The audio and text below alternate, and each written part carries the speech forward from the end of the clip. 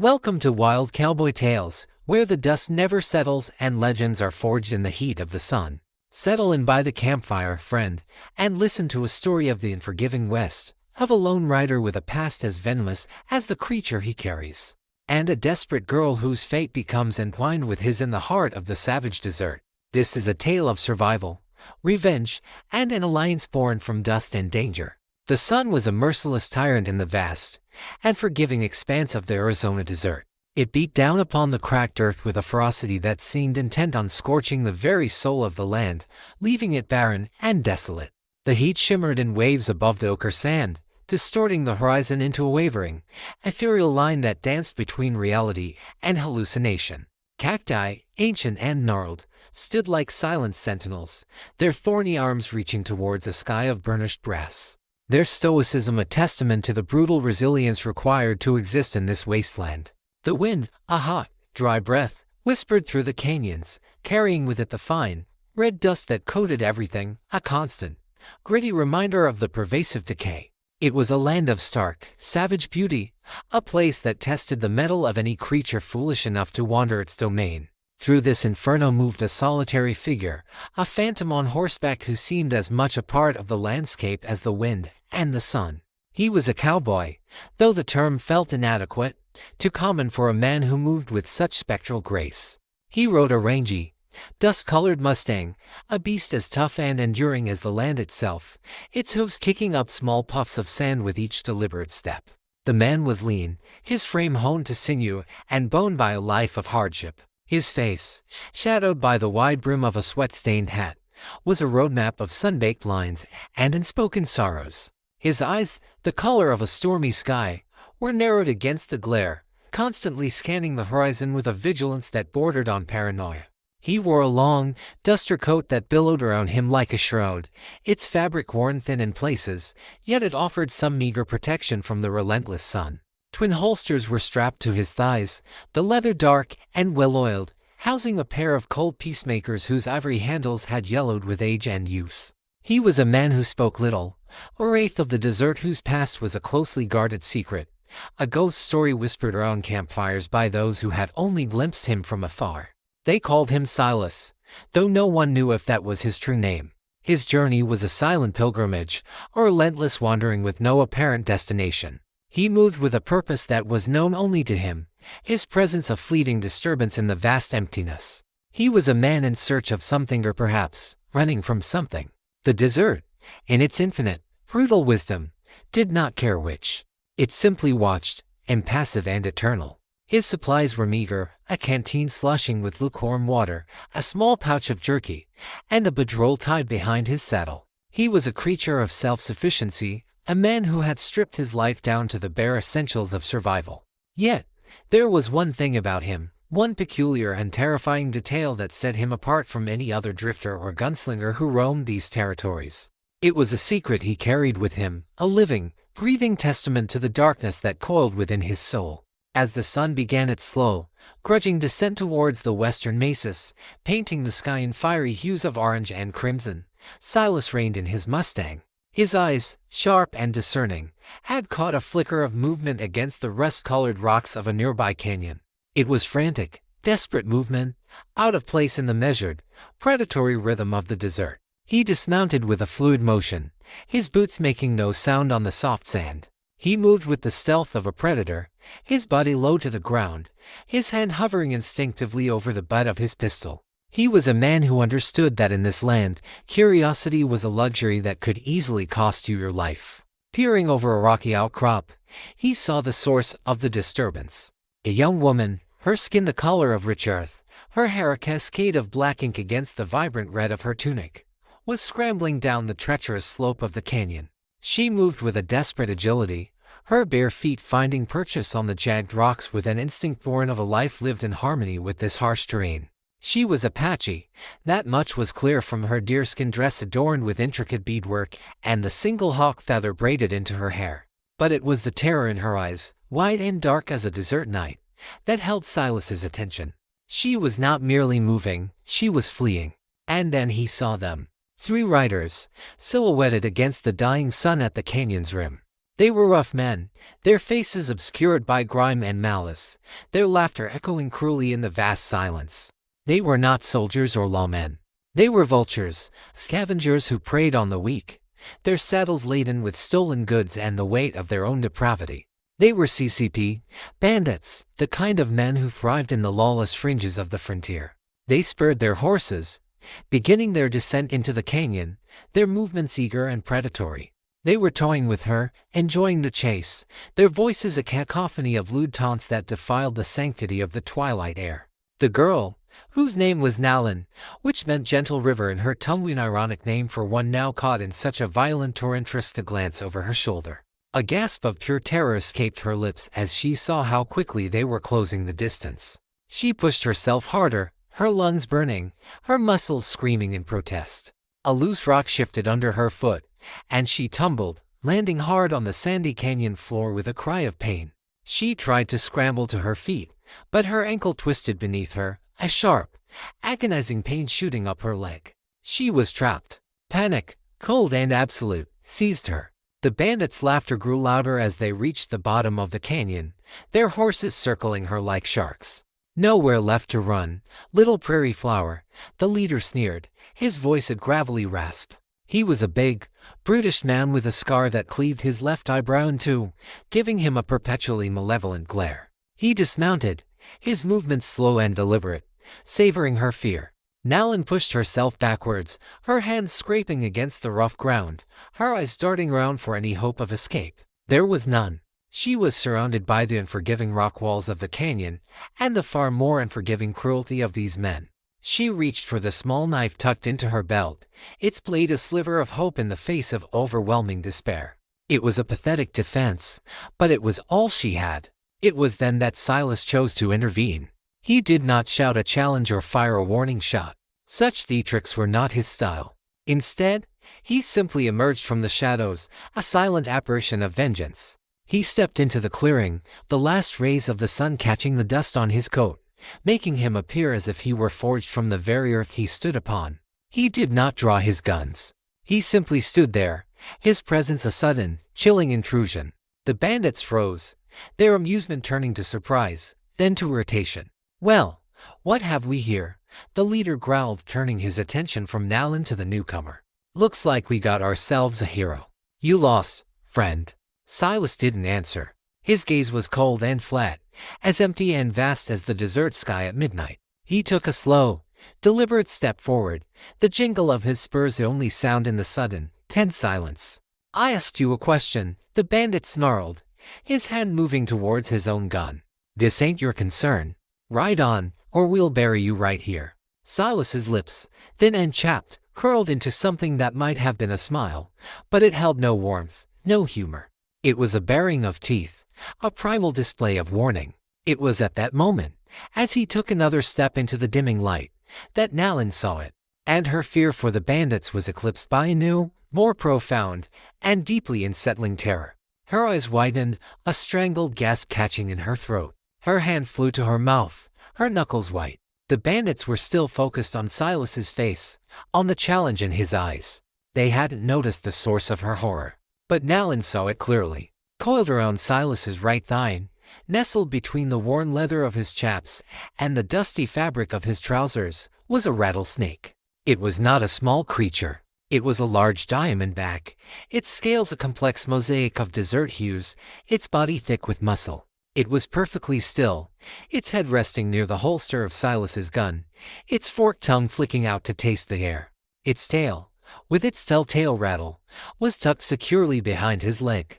The snake was not restrained. There were no ropes, no tethers. It was there by choice, a living, breathing part of the man, as much a piece of his attire as his hat or his boots. It was a sight so bizarre, so utterly alien, that it defied all logic. It was a waking nightmare. Nalin's breath hitched, and a single, terrified word escaped her lips, a whisper that seemed to echo off the canyon walls, "Snake." Her whisper was enough. The bandit's eyes followed her terrified gaze downwards.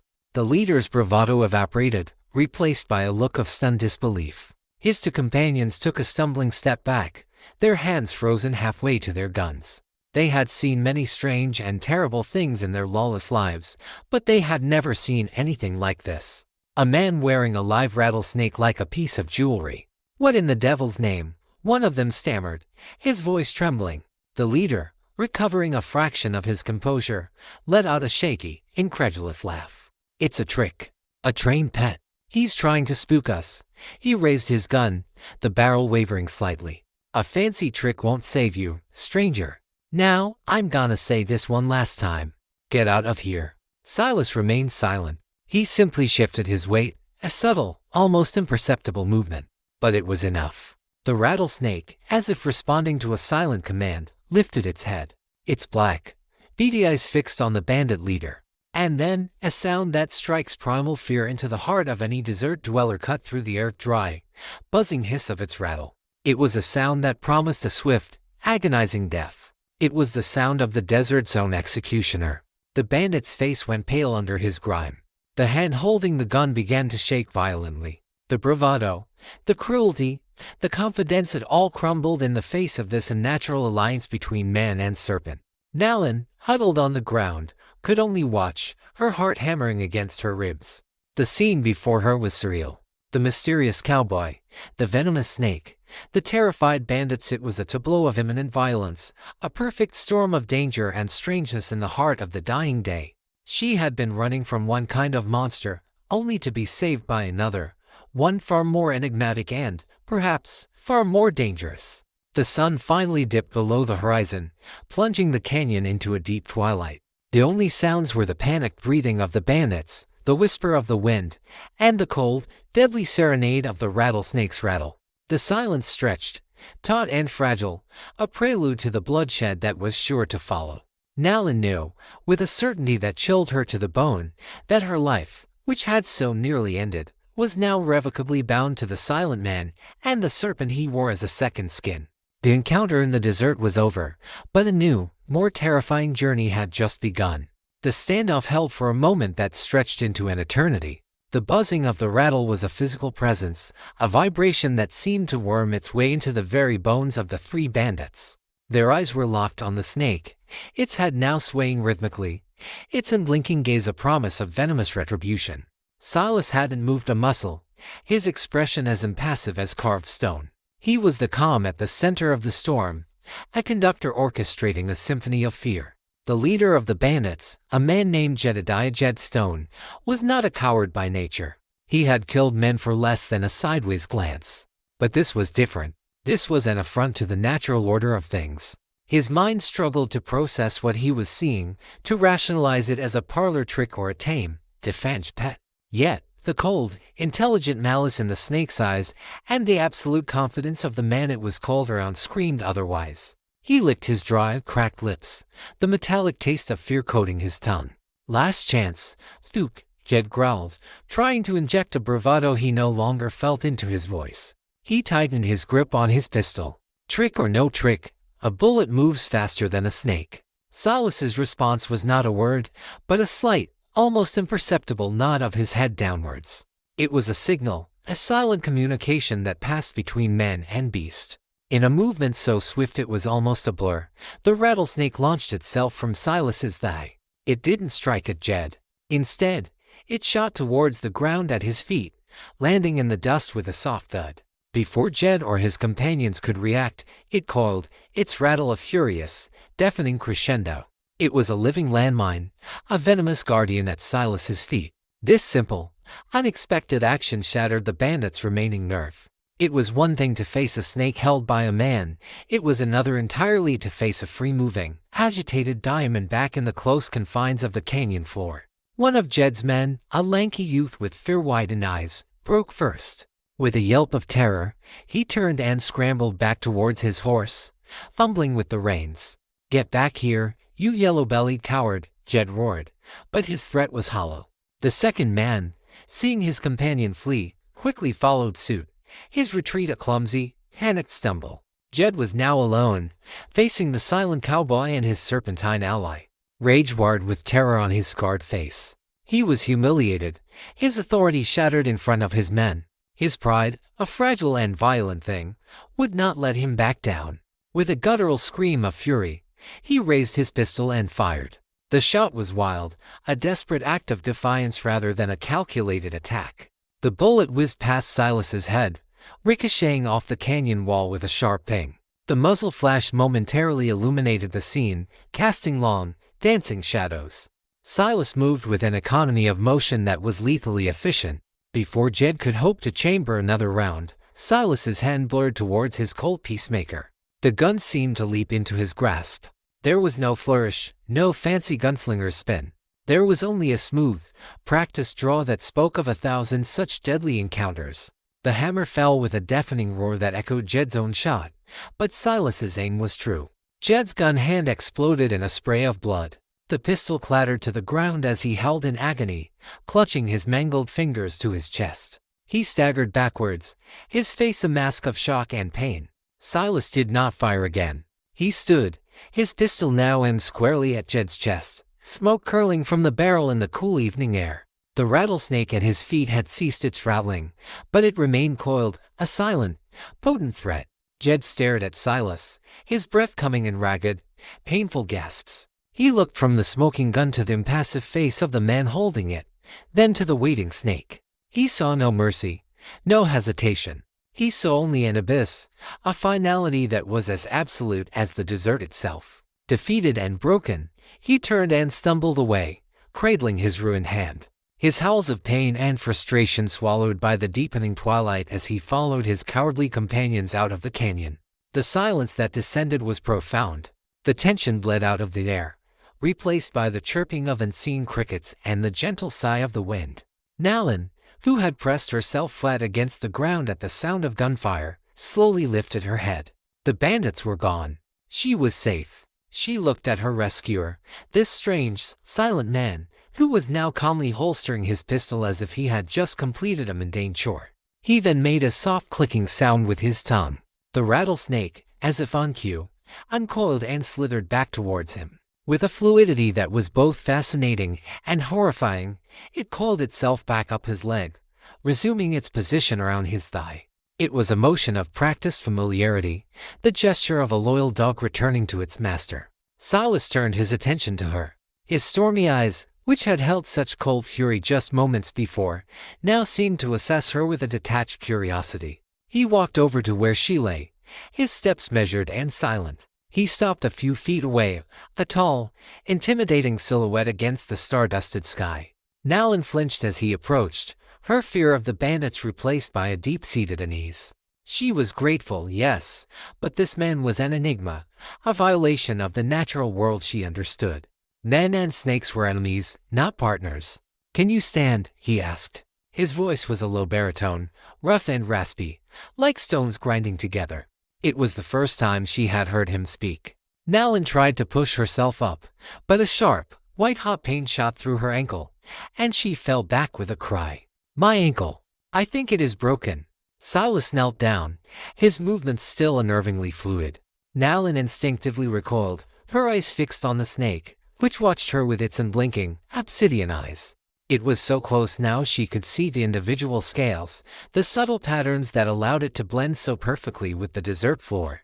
She could smell the faint, dusty scent of it. "Hold still," Silas said, his voice holding a note of command that brooked no argument. He gently took her foot in his hand. His touch was surprisingly careful, his fingers probing the swollen, bruised area around her ankle with an unexpected gentleness. "It's not broken. A bad sprain." He released her foot and stood up. Without another word, he walked over to his Mustang, which had stood patiently through the entire ordeal, unperturbed by the gunfire or the presence of the snake. He untied a small leather pouch from his saddle. He returned to her and opened it, revealing a collection of dried herbs and what looked like a small jar of pungent-smelling salve. He took a strip of clean cloth from another pouch. He worked with a quiet efficiency, applying the cool, soothing salve to her swollen ankle and then wrapping it tightly with the cloth, creating a makeshift splint that offered immediate support. Nalin watched him, her fear slowly giving way to a grudging sense of wonder. This man of violence, this partner to a venomous serpent, was also a healer. He was a walking contradiction. When he was finished, he looked at her, his expression unreadable in the dim light. "You can't stay here. Their kind often comes back with friends." I have nowhere to go, Nalin whispered, the truth of her words hitting her with a fresh wave of despair. The bandits had attacked her small, outlying settlement, a place where her family, exiles from their main tribe, had tried to live in peace. She had been sent to fetch water from a hidden spring when they attacked. She was the only one who had managed to escape. Her family. She choked back a sob, not wanting to think about what might have become of them. Silas seemed to sense her turmoil, though his face betrayed no sympathy. He simply stated a fact. The desert will kill you before they get the chance. You'll come with me. It wasn't a question or an offer. It was a statement, an arrangement of necessity. Nalin looked from his impassive face to the snake coiled on his leg. To go with him was to embrace a world of mystery and potential danger. To stay was certain death. The choice was not a choice at all. She nodded mutely, her throat too tight for words. Silas stood and walked back to his horse. With an ease that belied his lean frame, he lifted her as if she weighed nothing and placed her gently in the saddle. He then swung up behind her, his body a solid, warm presence at her back. He took the reins in one hand, his arm brushing against hers. Nalin flinched, but he took no notice. He nudged the Mustang into a slow, steady walk, leading them out of the canyon and into the vast, moonlit desert. Nalin sat stiffly in the saddle, acutely aware of the man behind her and the memory of the snake. The silence stretched between them, thick with unspoken questions. She was a river diverted from its course, swept into a current of violence and mystery she could not comprehend. As they rode deeper into the star-strewn wilderness, one question screamed in her mind, a question born of terror and a desperate need to understand the man who had just saved her life. But she dared not ask it. Not yet. For now, she was simply a survivor, a passenger in a strange and terrifying new reality, riding through the night with a silent cowboy and his venomous secret. The wild and tamed heart of the West had claimed her, and she knew, with a chilling certainty, that she would never be the same. The night offered no respite from the desert's harshness. The temperature plummeted, and a cold, indifferent moon cast the landscape in a ghostly silver and black. The world was stripped of color, reduced to shapes and shadows, a fitting backdrop for the silent figures moving through it. Nalin sat in front of Silas on the Mustang, her body rigid with a mixture of pain, exhaustion, and a profound, bone-deep unease. Every slight movement of the horse sent a jolt of agony through her sprained ankle, but that physical pain was a distant drumbeat compared to the roaring anxiety in her mind. Behind her, Silas was a wall of unsettling stillness. He rode with an effortless posture, his body moving in perfect sync with the horse, as if they were one creature. He hadn't spoken a word since he'd lifted her into the saddle. The only sounds were the soft thud of the Mustang's hooves on the sandy ground and the whisper of the wind through the sagebrush. But it was the silence of the other passenger that screamed in Nalin's consciousness. The snake. She was acutely, terrifyingly aware of it, coiled just inches from her on Silas's thigh. She could feel a faint, radiated warmth from its scaled body, a living heat that felt utterly unnatural. She fought the urge to look down, to confirm it was still there, knowing the sight would only amplify her fear. How could a man live like this? How could he abide the constant presence of a creature that embodied swift, agonizing death? In her culture, the rattlesnake was a powerful spirit, a creature of immense respect and danger. It was a guardian of the underworld, a messenger of the earth's raw power. To kill one without cause was to invite misfortune. But to tame one, to wear it as an accessory, that was a perversion of the natural order, an act of either supreme power or profound madness. She couldn't decide which applied to the man behind her. Her thoughts drifted back to her family, to her small settlement. A fresh wave of grief and terror washed over her. The faces of the bandits, leering and cruel, flashed in her mind. Had her parents, her younger brother, escaped? Or had they fallen to the same casual brutality she had so narrowly avoided? The uncertainty was a poison, seeping into the cracks of her resolve, threatening to shatter her completely. A sob built in her throat, hot and tight, but she swallowed it down. She would not show weakness in front of this man. He had saved her, but he was not her friend. He was an enigma, a force of nature as unpredictable as a flash flood or a lightning strike. His brand of safety felt just as dangerous as the threat she had fled. They rode for what felt like hours. The moon climbed higher, a cold, white eye in the vast, star-dusted canopy of the sky. Nalan's head began to droop with exhaustion, her body slumping against Silas's chest despite her efforts to remain upright. She was jolted awake when the horse finally came to a halt. They had arrived at a small, hidden alcove, a wrinkle in the rock face of a tall mesa, almost completely obscured by a thicket of mesquite and palo verde trees. It was a place one could easily overlook, a secret pocket of a sanctuary in the unforgiving wilderness. Silas dismounted with his characteristic silence and then, with the same impersonal strength as before, lifted her down from the saddle. He set her on her feet, his hands steadying her for a moment as she winced, putting weight on her injured ankle. "Stay here," he commanded, his voice a low rumble. He turned and led the Mustang deeper into the alcove, where a small, clear spring trickled from the rocks, pooling into a basin of dark, still water. It was a hidden oasis, a precious gift of life in a land defined by death. While the horse drank its fill, Silas gathered dry wood with an efficiency that suggested he had performed this task 1,000 times. He moved without wasted motion, his eyes constantly scanning their surroundings, even in the seeming safety of their hidden camp. He built a small, smokeless fire in a pit lined with rocks, the flames catching quickly and casting a warm, flickering glow that pushed back the oppressive darkness. The light danced across his face, accentuating the sharp angles of his cheekbones and the deep-set shadows beneath his eyes. He looked ancient, a man carved from the very rock that sheltered them. He handed her a piece of jerky and the canteen. The dried meat was tough and salty, but it was sustenance, and she chewed it slowly, gratefully. The water was cool and sweet, the most wonderful thing she had ever tasted. She watched him as she ate. He sat on the opposite side of the fire, sharpening a long-bladed knife on a whetstone. The rhythmic scrape of steel on stone was a hypnotic, unnerving sound. And all the while, the snake remained on his thigh, its head raised slightly, its tongue flicking in and out, tasting the air, its scales shimmering like dark jewels in the firelight. It seemed to be watching her, its gaze as intense and unreadable as its master's. The silence stretched, no longer just an absence of noise, but a heavy, palpable thing. It was filled with her unspoken questions and his silent refusal to answer them. Nalan knew she could not endure it any longer. The fear, the grief, the overwhelming strangeness of her situation, it all coalesced into a single point of desperate curiosity. She had to know. She had to understand. If she was to trust her life to this man, even for a single night, she had to confront the terrifying abnormality that defined him. She took a deep breath, the cool night air steadying her nerves. Her voice, when she finally spoke, was barely a whisper, fragile and trembling, yet it cut through the silence like a knife. "Cowboy," she began, her eyes locked on the mesmerizing, terrifying creature coiled around his leg. She forced herself to meet his gaze, to look into those stormy, unreadable eyes.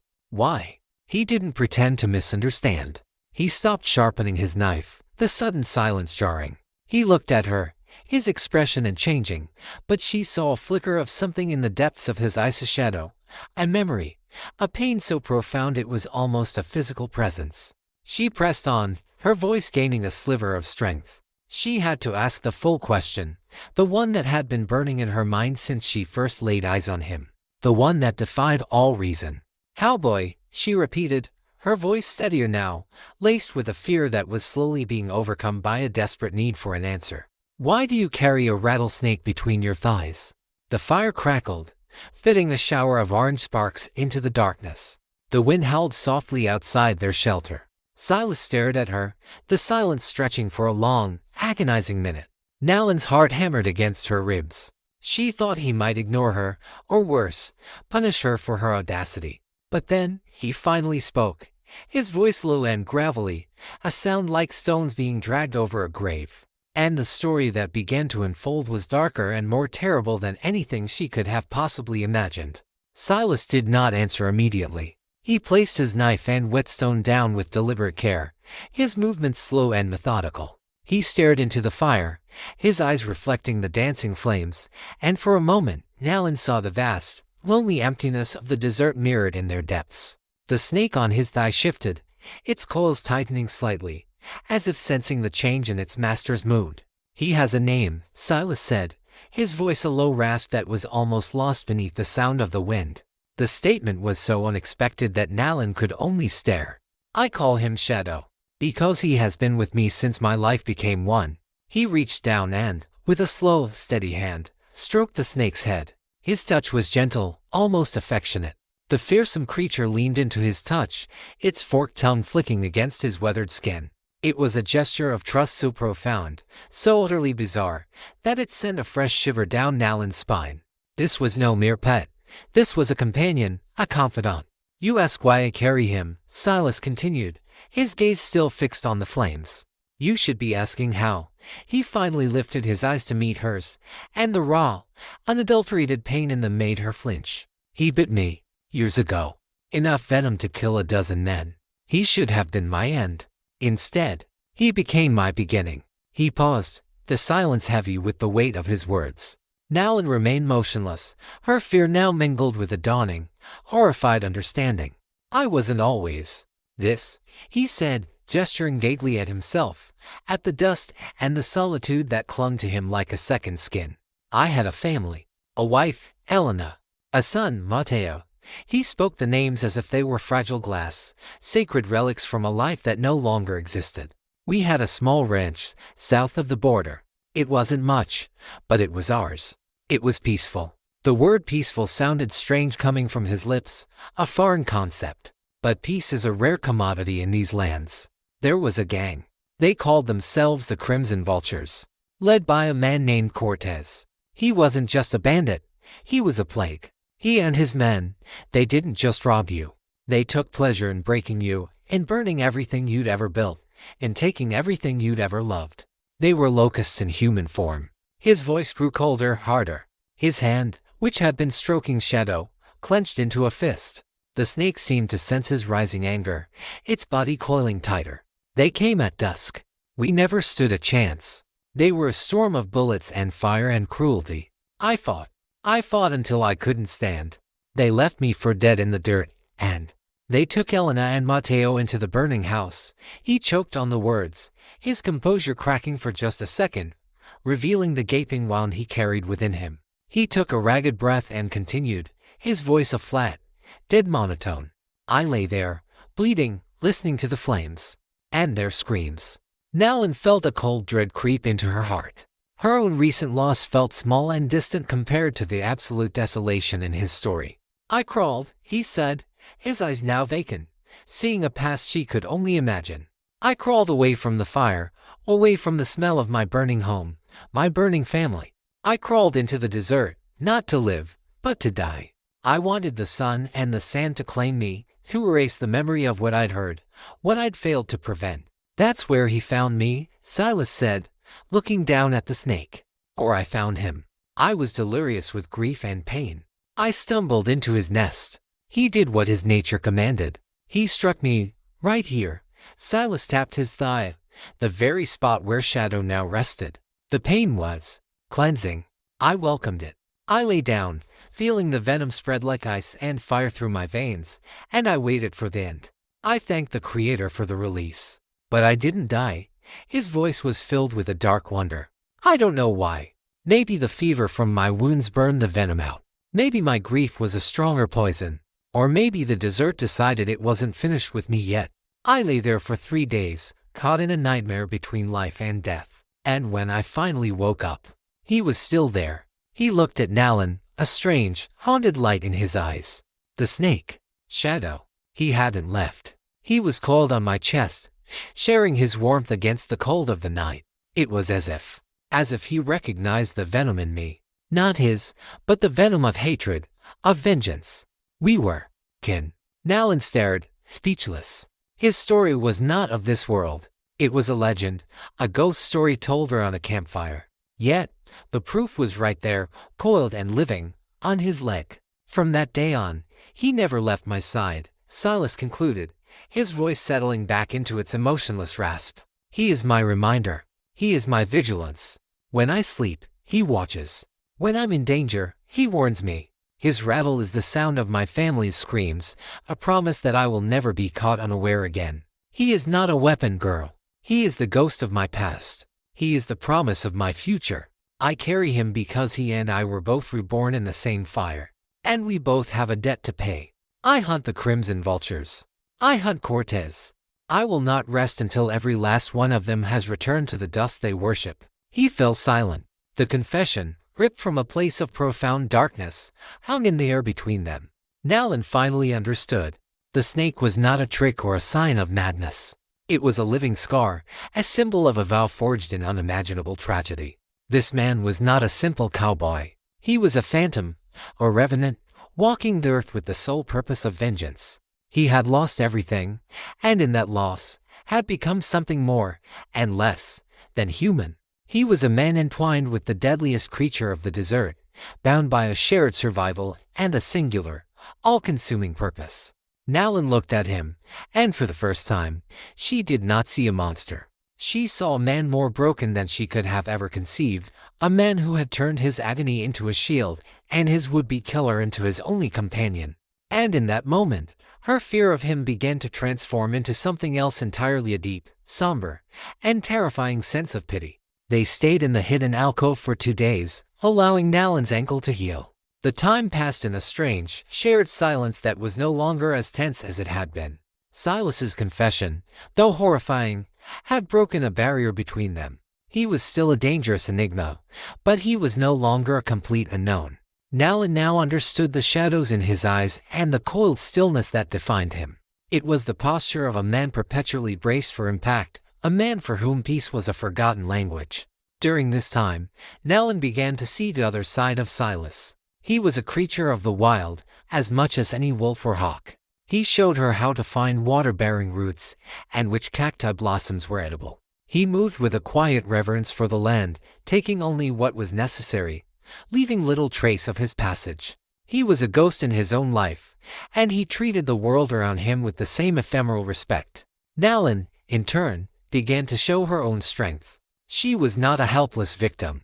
She used a poultice of herbs her grandmother had taught her about to speed the healing of her ankle, a remedy that even Silas observed with a nod of grudging approval. She could read the signs of the desert track of a lizard, the flight of a vulture, the subtle shift in the wind that heralded a change in weather. They were 2 survivors, each with their own set of skills honed by the harshness of their world. A silent and spoken respect began to grow between them. She also watched his interactions with Shadow. The relationship was symbiotic.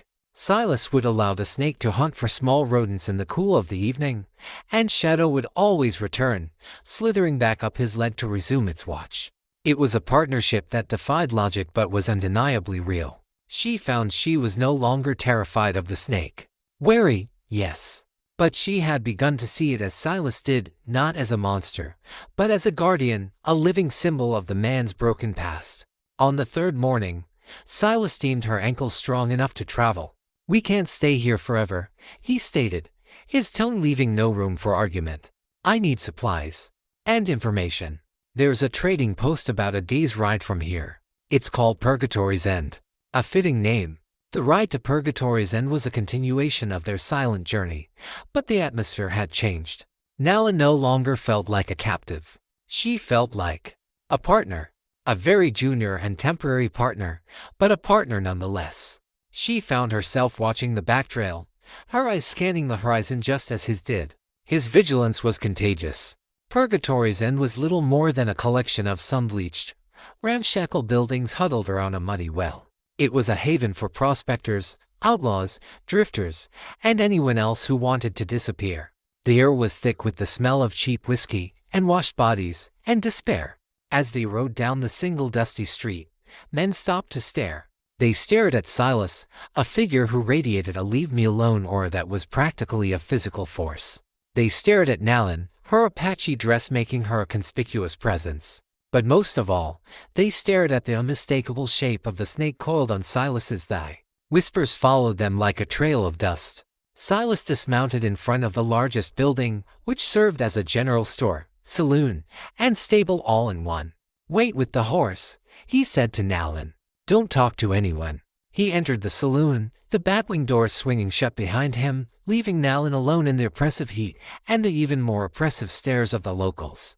She kept her head high and her expression neutral, trying to project a confidence she did not feel. Inside, Silas moved to the bar. The room was dark and smelled of stale beer. A few grizzled men eyed him with suspicion, but no one challenged him. Silas was not the kind of man you made idle conversation with. He bought a bottle of whiskey and paid for a room for the night. He was about to leave when he paused, turning to the bartender, a portly man with a perpetually greasy apron. "I'm looking for news," Silas said, his voice low. "About Cortez and the Crimson Vultures." The bartender's eyes widened almost imperceptibly, and he quickly polished an already clean glass. "Don't know the names," he said, too quickly. "We don't get much news out this way." Silas placed a silver coin on the bar. "Maybe this will help your memory." The bartender glanced at the coin, then back at Silas's cold, insistent eyes. He leaned forward, his voice dropping to a conspiratorial whisper. "They're getting bold," he muttered. "Been hitting settlements all along the Verde River. Wiped out a small Apache encampment a few days back. Left no survivors." A cold fist clenched in Silas's gut. "The Apache encampment. Nowlan's people," the bartender continued, his voice barely audible. "And that ain't the worst of it. Rumor is, they're not just raiding anymore. They're working for someone. Someone with money. A railroad man, they say. Name of Blackwood. He wants the land cleared, by any means necessary. And Cortez is his chosen instrument." Silas absorbed this information in silence. This changed everything. His personal vendetta had just intersected with a much larger, more systematic campaign of terror. It wasn't just about revenge anymore. It was about a war for the land itself. As Silas was processing this, a commotion erupted from the street. A man shouted, "Hey, that's them. That's the fellow who shot Jed's hand off." Silas turned. Through the swinging doors, he could see two men same to cowardly bandits who had fled the canyon pointing directly at Nowlan. With them was a larger group of rough-looking men, all armed. The citizens of Purgatory's End, smelling blood, were either backing away or drawing their own weapons, eager for a spectacle. Nowlan was trapped. She backed away, her hand reaching for the small knife at her belt, her eyes wide with renewed terror. The men began to advance on her, forming a semicircle, cutting off her escape. Silas's face became a mask of cold fury. He pushed past the bartender and strode towards the doors. The whispers on the wind had just become a roar. His past had caught up with him, and it was about to bring a storm of violence down on the dusty, forgotten town of Purgatory's End. The time for hiding was over. The hunt was on, but this time, he was not the only one in the crosshairs. The two bandits who had recognized Nowlan were a sorry sight. The younger one, whose name was Cletus, still had the look of a spooked jackrabbit. The other, a grizzled man named Roscoe, tried to project an air of menace, but his eyes kept darting nervously towards the saloon doors, anticipating the appearance of the men they had fled from. They were emboldened now only by the presence of their companions, a half-dozen grim-faced hardcases. Hired guns who had drifted into Purgatory's End and thrown in with Jed's crew for a share of the spoils. Jedediah Stone himself stepped forward, pushing his flunkies aside. His right hand was swathed in dirty bandages, now stained a dark, angry brown with dried blood. His face was a thundercloud of hate and humiliation. Seeing Nowlan, the cause of his maiming and dishonor, sent a fresh wave of venom through him. Well, look what the buzzards dragged in," Jed sneered, his voice loud enough for the whole street to hear. He was playing to the crowd, trying to reclaim the authority Silas had stripped from him. "Thought you could run, did you, little prairie flower? You and your pet-loving freak." Nowlan stood her ground, her back pressed against the warm flank of Silas's Mustang. The horse shifted nervously, sensing the tension. She held her small knife in front of her, the blade looking pitifully inadequate against the array of pistols and rifles aimed in her direction.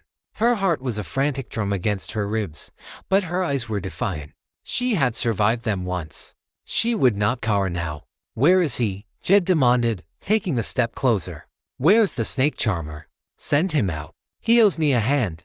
He flexed his bandaged fingers, a grimace of pain and fury twisting his features. Before Nowlan could answer, the saloon doors swung open with a loud creak. Silas stepped out, emerging from the darkness of the bar into the blinding glare of the afternoon sun. He stood on the porch for a moment, a tall, dark silhouette. He didn't draw his guns. He didn't speak. He simply let his presence fall over the crowd like a funeral shroud. The rowdy atmosphere on the street immediately evaporated. The onlookers fell silent. Jed's hired guns shifted uncomfortably. They were killers and thieves, but they could recognize a different breed of man when they saw one. Silas was not a common outlaw. He was a predator. Silas's eyes, cold and flat, ignored the others and locked directly onto Jed's. "You've made a mistake," he said, his voice quiet, yet it carried across the street with chilling clarity. Jed flinched but held his ground. "No mistake," he snarled, trying to sound brave. "We're here to finish what we started, and to collect the bounty on that Apache witch." Nalan's blood ran cold. "Bounty? That's right," Jed said with a cruel grin, seeing her reaction. "Mr. Blackwood is paying good money for Apache scalps, and yours will look real nice on my belt.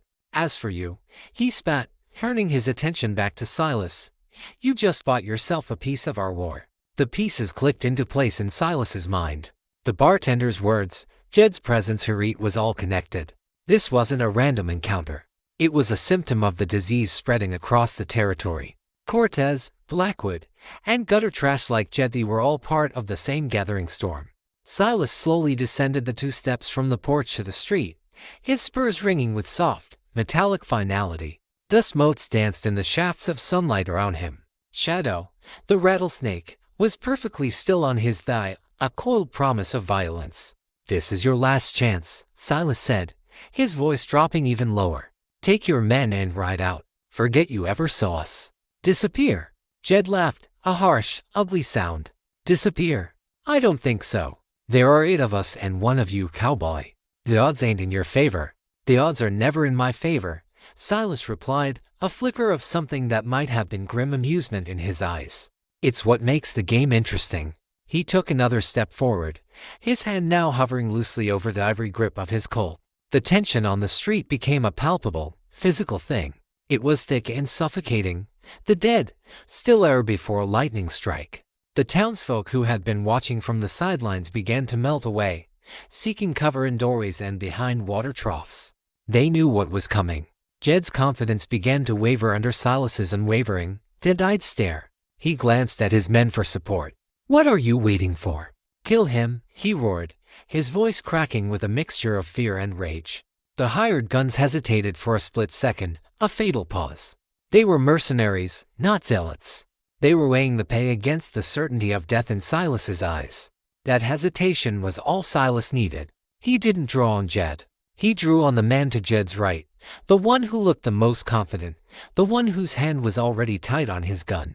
Silas's draw was a fluid, impossible blur.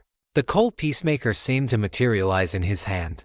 The first shot was a deafening crack that shattered the silence. The confident man grunted, a red flower blooming on his chest, and he crumpled to the dust without ever clearing his holster. The world erupted into chaos. Gunfire exploded from all sides.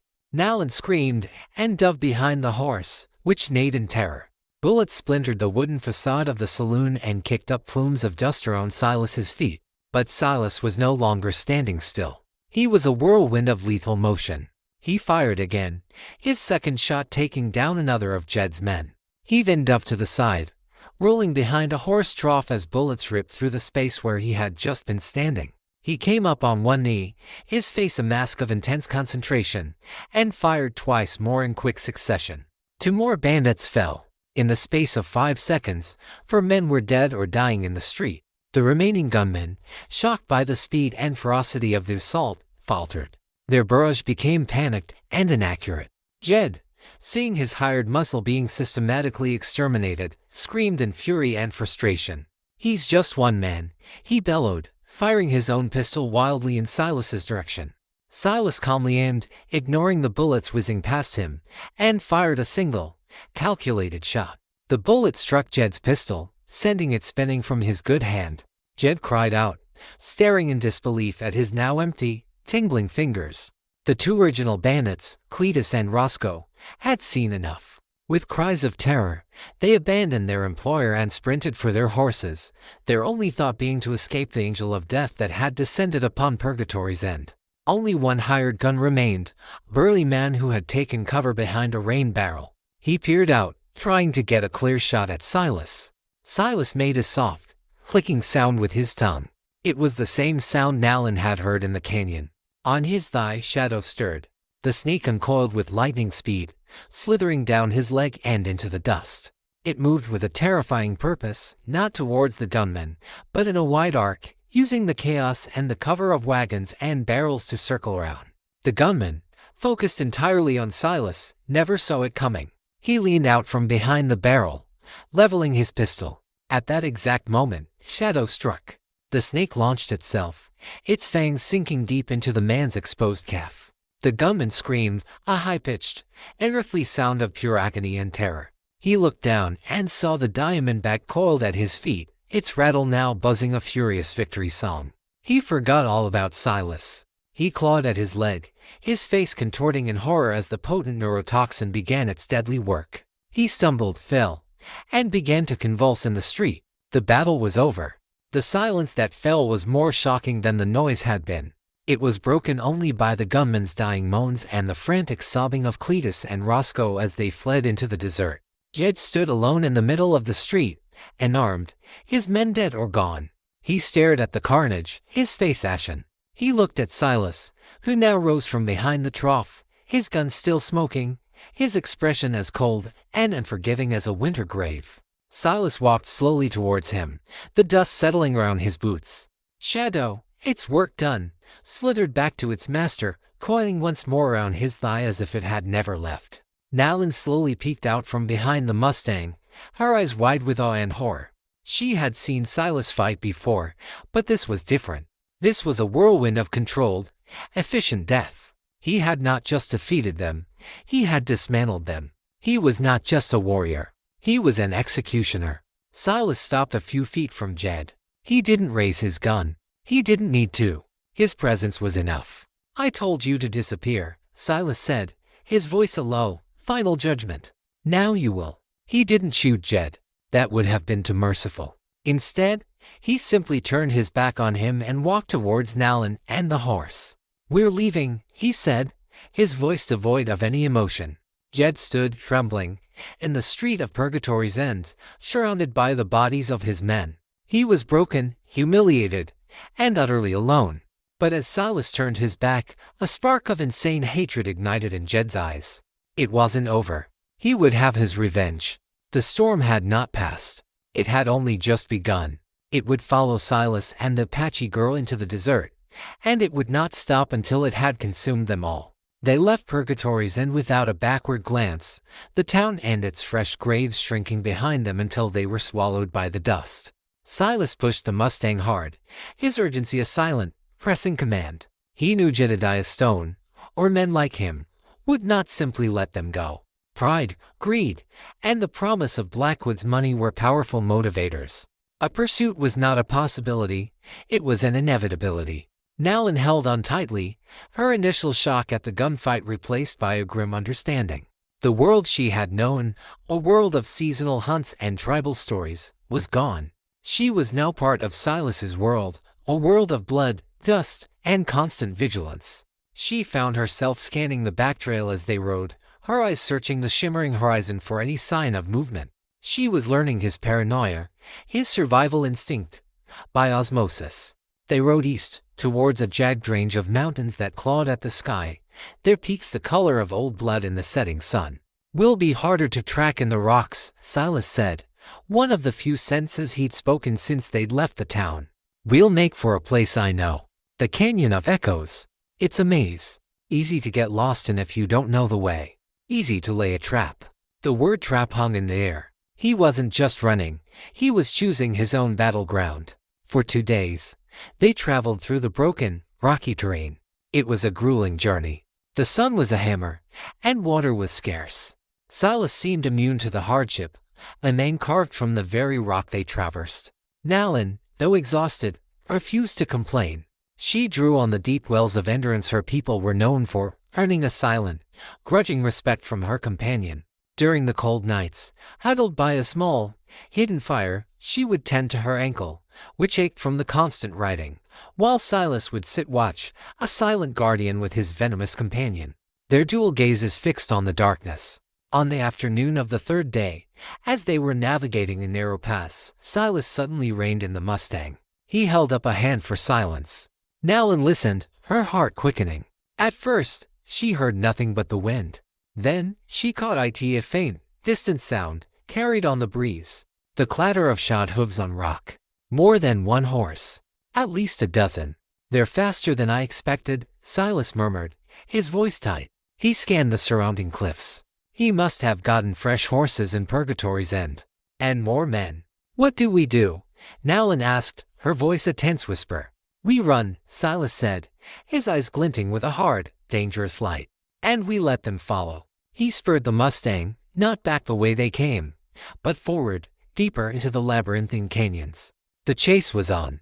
The leisurely pace of their journey was shattered, replaced by a desperate, heart-pounding race. The Mustang, a creature of incredible stamina, scrambled over rockfalls and leaped across crevices, its hooves striking sparks from the stone. Nowlin held on for dear life, her hair whipping round her face, the wind screaming in her ears. Behind them, the sounds of pursuit grew louder. Shouts and curses echoed off the canyon walls, distorted and amplified, making it sound as if they were surrounded. Nowlin risked a glance back and saw a pack of at least 15 riders, with Jed at their head, his bandaged hand a stark white against the gloom of the canyon. They were gaining. They know these canyons, Nowlin shouted over the wind. No, Silas yelled back. They have a scout who does, he pointed with his chin. At the head of the pursuing pack, slightly ahead of Jed, was a lone rider, an Apache, his face streaked with the black and white paint of a renegade.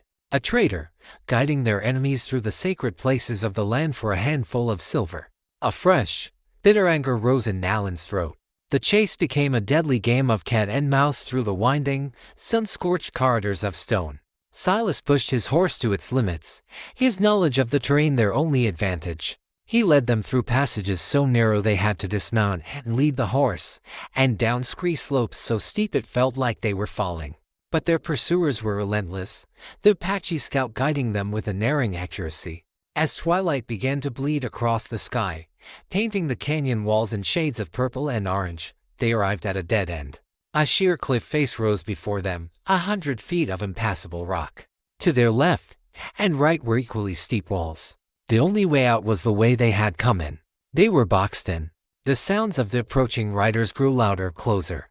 They were trotting now, confident, knowing they had their prey cornered. Nowlin's heart sank. This was it. There was no escape.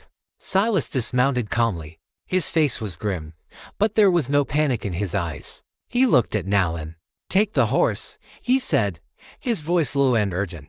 There is a fissure behind that cluster of boulders. It is small, but it leads to a higher ledge. You and the horse can just fit through. Go. And don't look back. Nowlin stared at him, horrified. What about you? You can't fight all of them. I don't intend to fight them, Silas said, a strange, cold smile touching his lips. I intend to end them. He gave the Mustang's reins a firm shove into her hands. Go. Now. She hesitated, her gaze locked with his. She saw no fear, only a terrifying, absolute resolve. This was what he was. This was the purpose that drove him. He wasn't just running from his past. He was actively seeking to destroy any part of it that crossed his path. The first of the riders, the Apache scout, appeared at the mouth of the box canyon. He saw them and raised a hand, shouting back to the others. Nowlin, go, Silas commanded, his voice a whip crack that broke her paralysis. With tears of fear and frustration stinging her eyes, she did as he said. She pulled the reluctant Mustang towards the boulders, finding the dark, narrow fissure he had indicated. She squeezed through, the rough rock scraping at her clothes, the horse snorting nervously behind her. As she reached the other side and began to scramble up the ledge, she looked back one last time. Silas was standing alone in the middle of the canyon floor. He calmly checked the cylinders of his Colt peacemakers. He was not facing the entrance. He was facing the sheer cliff face at the back of the canyon, his back to the approaching enemy. He then looked up, and he cupped his hands around his mouth. He let out a single, piercingly loud whistle. The sound sliced through the air, then struck the canyon walls, and the echo began. It bounced from the right wall to the left, then to the back, then forward again, multiplying, growing louder, creating a disorienting cacophony of sound. It was as if a dozen men were whistling from every direction at once. The Canyon of Echoes was living up to its name. Jed and his men rode into the canyon, their horses skittish from the noise. They saw Silas, his back turned to them. An easy target. A triumphant, cruel smile spread across Jed's face. "Now, you arrogant bastard," Jed screamed, raising his new pistol. "This is for my hand." But before he could fire, a new sound joined the echoes. A dry, buzzing hiss. It started as one, then was joined by another, and another, and another. From the cracks and crevices of the canyon walls, from beneath the rocks and bushes, dozens, then hundreds of rattlesnakes began to emerge. Awakened and agitated by the piercing whistle, they slithered onto the canyon floor, their rattles creating a terrifying, unified chorus of death. Silas had not led them into a box canyon. He had led them into a nest. And he had just kicked it. The floor of the canyon seemed to come alive. A writhing, moving carpet of scaled bodies, their diamond and Mojave patterns a dizzying mosaic in the fading light. The air thickened with a sound that transcended mere noise. It was a physical vibration, a primal warning that resonated deep in the bones of every man and horse present. The chorus of hundreds of rattles was the desert's own death knell. Jed's men froze, their triumphant expressions melting into masks of disbelief and raw terror. Their horses, smelling the snakes and maddened by the sound, began to panic. They reared, their eyes rolling wildly, their whinnies of fear drowned out by the overwhelming buzz of the rattles. Several riders were thrown from their saddles, landing with bone-jarring thuds amidst the slithering horde. Their screams were cut short as the snakes, agitated and defensive, struck with lightning speed. From her vantage point on the high ledge, Nalin watched in horrified fascination. She pressed a hand to her mouth, her mind struggling to comprehend the scene. This was not a fight. It was a reaping. Silas had not brought a trap. He was the trap. He understood the desert's deadliest secrets and had turned them into a weapon of mass destruction. He was its chosen instrument of vengeance. The Apache scout was one of the first to fall. His horse threw him, and he landed heavily, his leg twisting at an unnatural angle. Before he could even cry out, 3 large diamondbacks struck him simultaneously in the chest and neck. His body convulsed once, and then was still. A swift, terrible justice for his betrayal. Chaos reigned on the canyon floor. Riders fought to control their panicking mounts, firing their pistols wildly, some at the snakes, some at nothing at all. The gunshots only added to the pandemonium, further enraging the serpents. Men screamed as fangs sank into their legs, their hands, their faces. The potent venom worked with terrifying speed, dropping grown men where they stood, their bodies twitching in their final, agonizing moments. And in the center of it all stood Silas. And touched. And moved. He was the eye of the storm. The snakes did not approach him. They seemed to part for him, a silent, instinctive acknowledgement of the alpha predator in their midst. Or perhaps they simply recognized the one who spoke their language, the one who carried their kin upon his own flesh. Jed, his face a ghastly shade of pale, managed to control his horse, sawing at the reins. "He's the devil," he screamed, his voice thin with terror. "He's the devil himself." He fired his pistol at Silas, but the shot was wild, the bullet ricocheting harmlessly off the canyon wall. Now, Silas turned. He moved with a calm, deadly grace through the chaos, his own pistol still holstered. He was not a participant in the slaughter, he was its architect, its overseer. He walked directly towards Jed, his boots crunching on the gravel, the snakes giving him a wide berth. His own snake, Shadow, uncoiled from his thigh. It did not join the fray. Instead, it slithered ahead of Silas, its head raised, its rattle silent. It was an honor guard, a herald, clearing the path for its master. The few remaining riders, seeing this unnatural sight, broke completely. They turned their horses and fled, galloping madly back the way they came, not caring if they trampled their fallen comrades.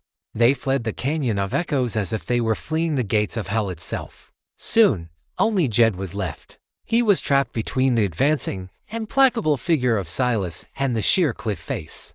His horse, finally overcome with terror, bucked him off and bolted, leaving him alone and on foot in the snake-infested killing ground. Jed scrambled backwards, falling over the body of one of his own men.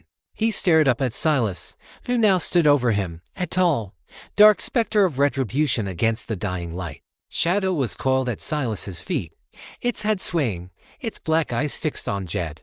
"Please," Jed whimpered, the last vestiges of his bravado gone, replaced by a pathetic, sniveling fear. Mercy. I'll give you anything. Money. I'll leave this territory. I'll never come back. Silas looked down at him, and his expression was not one of anger or hatred. It was one of utter emptiness. You talk of mercy, Silas said, his voice a low, cold whisper. Did you offer mercy to the families you burned? To the children whose screams you ignored? Did Cortez offer mercy to my wife? To my son? He slowly drew one of his cold peacemakers. The click of the hammer being cocked was a final, deafening sound in the suddenly quiet canyon. The snakes, their perceived threat now gone, were beginning to disperse, slithering back into the rocks, their rattles falling silent one by one. This isn't for my hand, Silas said, his voice as cold as the grave. This is for them. He fired. The shot was the final echo in the canyon, a full stop to a chapter of blood and violence. Nallen watched from the ledge, her body trembling, not from fear, but from a profound, soul-shaking awe. She had seen him as a wanderer, a healer, a killer. Now she saw him for what he truly was, a force of judgment, a man who had made a covenant with the most ancient and unforgiving powers of the desert. He was no longer just a man seeking revenge. He was vengeance itself. The lonely, wandering cowboy was a warrior, more decisive, more courageous, and infinitely more dangerous than she had ever imagined. And she, by a twist of fate, was now bound to his dark and terrible quest. Silence descended upon the canyon of echoes, a silence made heavier by the deeds it had just witnessed. The last of the snakes had vanished back into the crevices, leaving behind a grim tableau of death. The bodies of Jed and his men lay scattered amongst the rocks, their twisted forms a testament to the desert's swift and brutal justice. The air, thick with the metallic tang of blood and the lingering scent of gunpowder, grew cold as the last vestiges of sunlight faded from the sky. Silas stood for a long moment amidst the carnage, his pistol still smoking in his hand. He was a statue carved from granite and grief, his face unreadable. He methodically reloaded his pistol, the familiar clicks of the cylinder turning a small, grounding ritual in the vast, deathly quiet. He then holstered the weapon and, with a soft click of his tongue, called Shadow back to him. The snake coiled up his leg, resuming its familiar place, a living, breathing part of him once more. He looked up towards the ledge where Nallen was hiding. It's safe, he called out, his voice sounding unnaturally loud in the stillness. Slowly, hesitantly, Nallen guided the Mustang back down through the fissure and onto the canyon floor. She kept her eyes averted from the bodies, though their presence was an undeniable, gruesome reality. She felt a wave of nausea, but she fought it down. This was Silas's world. If she was to survive in it, she could not afford to be weak. She stopped the horse a few feet from him, looking at his face, searching for any sign of triumph, or remorse, or anything at all. She found nothing but a profound weariness, a hollowness in his eyes that seemed to echo the canyon itself. Are you hurt? She asked, her voice barely a whisper. He shook his head. Not my blood. He walked over to the Apache scout's body. His movements were stiff, heavy. He knelt beside the man he had indirectly killed, a man of Nallen's own blood, a traitor. With a surprising gentleness, Silas closed the man's staring eyes. It was a small gesture of respect, an acknowledgement of a life lost, no matter how misguided. He searched the scout's pockets, pulling out a small leather pouch. It contained a few coins and a crudely drawn map. Silas studied the map in the dim light. This is it, he murmured, more to himself than to her. The main encampment of the Crimson Vultures. Cortez's stronghold. It was marked in a series of deep canyons, today's ride north. The information he had been hunting for years was now in his hand, paid for with the lives of 15 men. He stood up and turned to Nallen. What they did in Purgatory's End.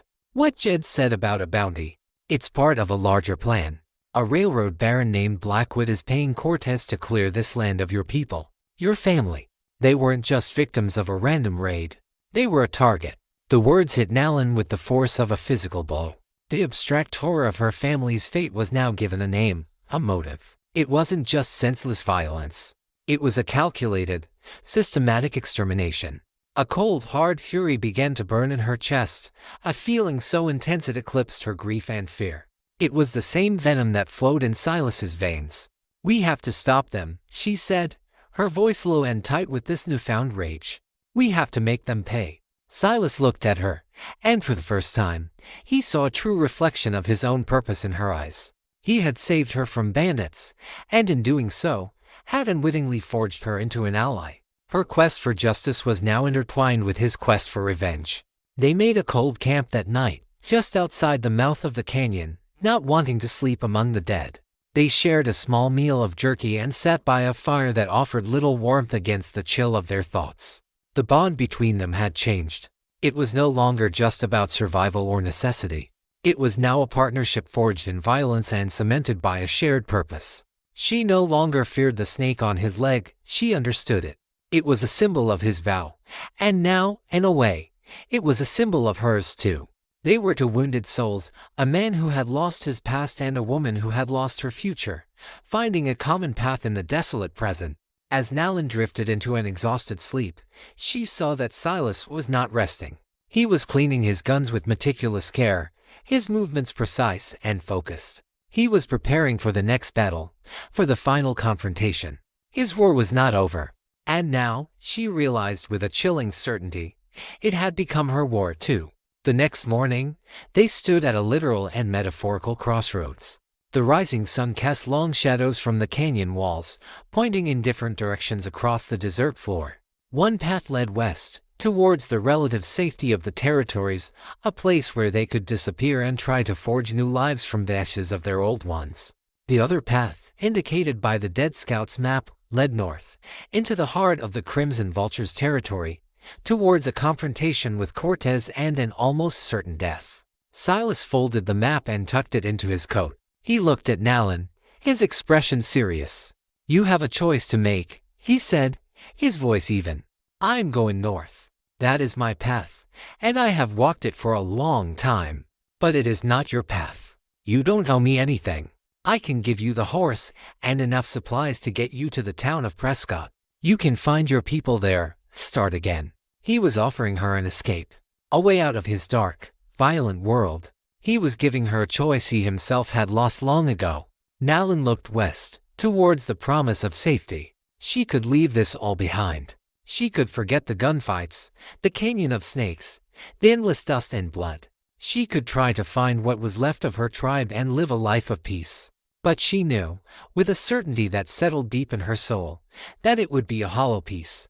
Every sunset, every crackle of a fire, every whisper of the wind would remind her of her murdered family, of the railroad baron named Blackwood, and of the Crimson Vultures who still rode free, leaving a trail of death and misery in their wake. Her anger, her need for justice, was a fire that could not be extinguished. She then looked north, towards the jagged peaks that hid her enemies.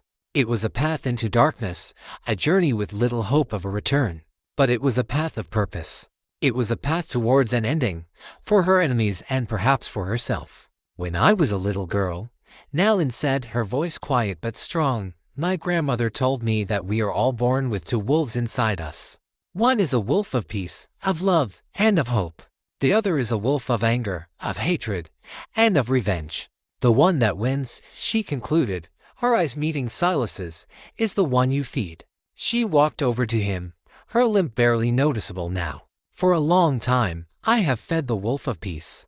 But the vultures, Blackwood, they have starved that wolf. Now, there is only the other one left.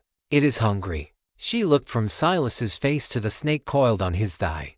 "You and Shadow, you have been feeding your wolf for a long time. Let me help you hunt." A long silence passed between them. A silent acknowledgement of her choice, of the terrible vow she was making. Silas gave a slow, single nod.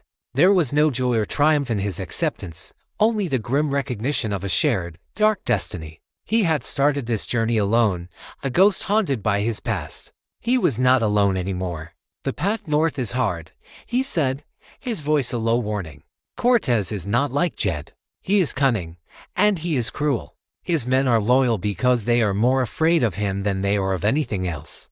"I am not afraid," Nalin replied, and she realized, to her own surprise, that it was the truth. Grief and rage had burned away her fear, leaving behind a cold, hard resolve. "Then we ride north," Silas said.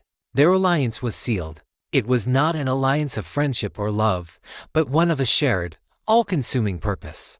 They were two disparate souls, a vengeful cowboy and an Apache warrior in the making, united by their losses and driven by a common desire to see justice done, no matter the cost.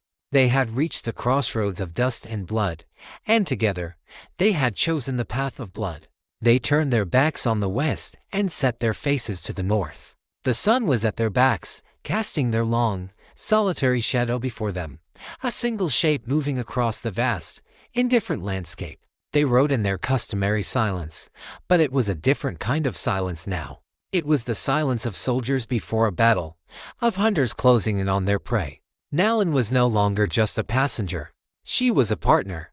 She took her turn on watch at night. She helped track, her sharp eyes spotting signs that even Silas sometimes missed. She learned to use a rifle, practicing with a weapon taken from one of Jed's dead men. Silas taught her, his instructions sparse and direct, but effective. She learned to shoot, to reload, to clean the weapon until its maintenance became second nature. She was shedding her old self, reforging her identity in the crucible of their shared mission. Silas, too, was changing.